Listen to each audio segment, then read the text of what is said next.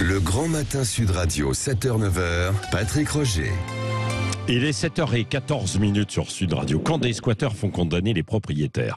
Deux affaires cette semaine dans l'actualité. À Lyon, tout d'abord. La propriétaire avait fait changer les clés et emmurer avant la date des expulsions. Verdict de la justice. Elle est condamnée à verser 2000 € aux deux squatteurs qui ne pourront pas revenir tout de même dans les lieux. Autre histoire à Nantes, encore plus rocambolesque. Une propriétaire avait été condamnée par l'État à réaliser des travaux de rénovation pour les squatteurs de son logement.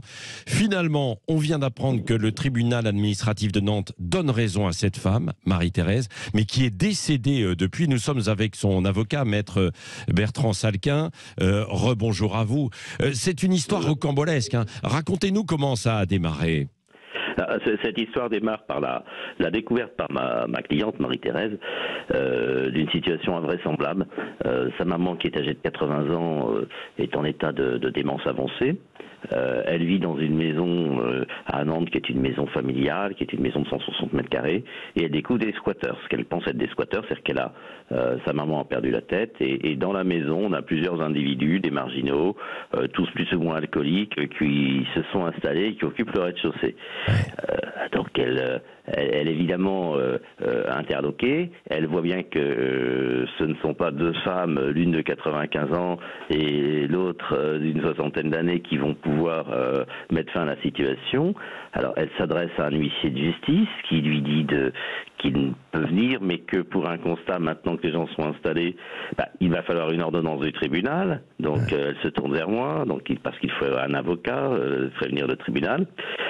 On met quand même en demeure les personnes de quitter les lieux et de justifier de leur occupation.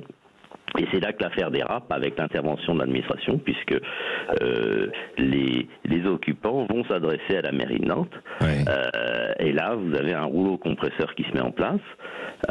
C'est-à-dire que pour un particulier, pour faire un constat d'huissier, il faut plusieurs semaines, puisqu'il faut d'abord une ordonnance du président, qu'on n'obtient pas comme ça, se déplacer l'huissier. Et pour les squatteurs, il suffit de décrocher ton téléphone, d'appeler le service salubrité, et alors personne ne s'occupe de la raison pour laquelle vous occupez. Donc nous invoquons le fait que ces gens se sont introduits on ne sait comment.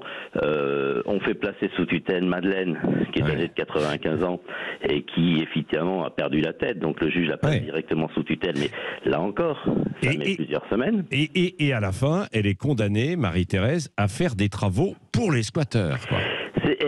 Elle n'est même pas condamnée, on lui ordonne. C'est toute la difficulté. C'est-à-dire que vous n'arrivez jamais à accéder à la justice, puisque l'État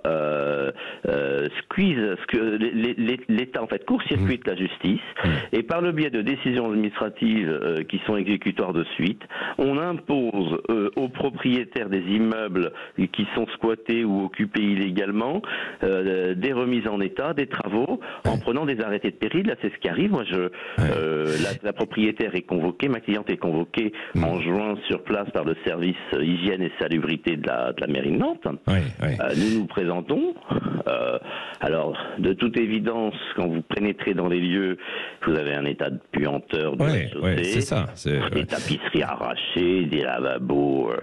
Et donc, maître Bertrand Salquin, voilà, elle doit faire des travaux. Pourquoi aujourd'hui la justice lui donne finalement raison, alors ? Eh bien parce que j'ai réussi à démontrer 4 ans plus tard qu'on a bien des gens qui s'étaient introduits illégalement. Aucun d'entre eux n'avait des baux qui soient réguliers.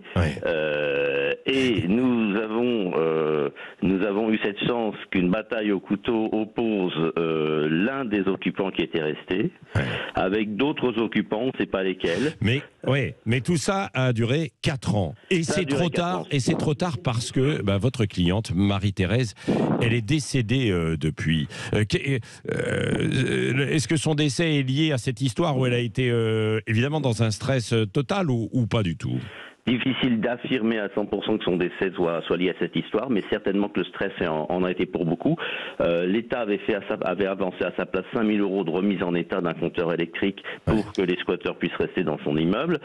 Avait pris d'autres arrêtés, puisque c'est un rouleau compresseur, pour mettre en recouvrement les 5000 €. Il avait encore fallu contester ces arrêtés. Et puis on était sous le coup d'un arrêté de façon générale qui lui imposait de remettre en état cette maison. Et c'est vrai que, à part se rendre rendre justice soi-même en profitant de l'arrivée de la police pour murer dès le lundi matin l'immeuble. Avec la justice administrative, on y serait peut-être encore. Parce que... et alors, puisqu'elle est décédée, qu'est-ce qui va se passer là pour cette maison en fait aujourd'hui? En un mot, hein, parce que oui, en un mot. J'ai eu contact avec la succession. La maison a été revendue à un promoteur. Elle va être rasée. C'est-à-dire que la maison était dans un tel état que on mesure l'absurdité des mesures qui sont sollicitées des propriétaires. Comment voulez-vous faire des travaux de remise en état d'une maison qui a été squattée avec des occupants en place? Moi, je suis allé sur place. Les occupants, c'est triste, mais ce sont des marginaux. C'était une puanteur, une infection. Vous avez des locaux qui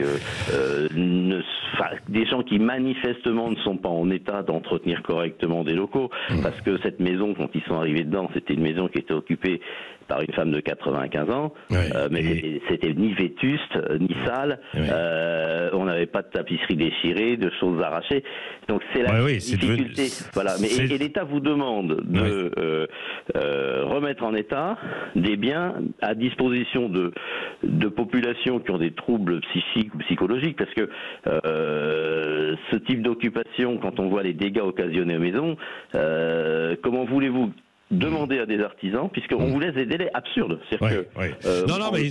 On comprend bien, hein, Bertrand Salkin, qu'on a été dans l'absurde, en fait, complètement, à travers cette histoire. Hein. Merci, on est pris un tout petit peu par le temps, mais merci de nous avoir expliqué, et malheureusement, c'est assez terrible, quoi, puisque ça s'est terminé aussi par la mort de cette femme, hein, Marie-Thérèse, qui avait la soixantaine. Merci Bertrand Salkin, avocat donc du côté de Saint-Herblain, en Loire-Atlantique, d'avoir été avec nous ce matin sur Sud Radio.